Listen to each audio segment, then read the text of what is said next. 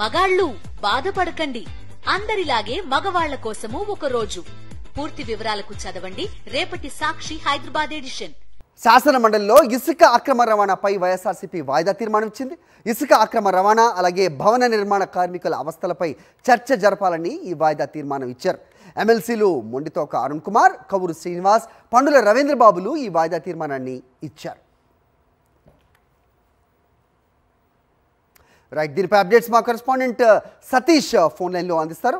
సతీష్, చెప్పండి, వాయిదా తీర్మానం ఇచ్చినట్టుగా మనం చూస్తున్నాం. సో ఇసుక అక్రమ రవాణా అలాగే భవన నిర్మాణ కార్మికులు పడుతున్న అవస్థలు వీటిపైన ఉన్న చర్చకి అనుమతి ఇచ్చే అవకాశం కనిపిస్తోందా? ఏంటి మీ దగ్గర ఇన్పుట్స్? అది శాసన మండలిలో వైఎస్ఆర్ కాంగ్రెస్ పార్టీ శాసన మండలి సభ్యులు ప్రస్తుతం రాష్ట్రంలో ఉచిత ఇసుక పాలసీలో జరుగుతున్నటువంటి అవకతవకలు, అదేవిధంగా అక్రమ రవాణాతో పాటు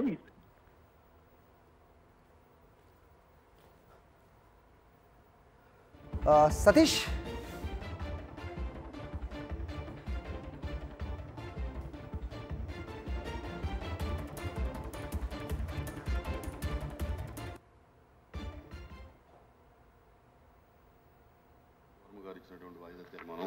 తిరస్కరించడమైనది.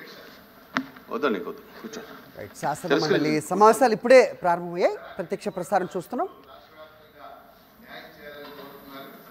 32 లక్షల మంది డిపాజిట్లు ఏజెంట్ నష్టపోయారు సార్. 3,900 కోట్లు నష్టపోయారు. వాస్తవంగా అగ్నిగోల్డ్ కంపెనీకి ఆస్తులు ఉన్నాయి సార్. రాష్ట్ర ప్రభుత్వం చొరవ తీసుకుని ఆస్తుల్ని వేల వేసైనా వారి బ్యాంక్ ద్వారా ప్రభుత్వానికి పొందుతున్నారు. Question number 13549, minister for home. ధన్యవాదాలు అధ్యక్ష.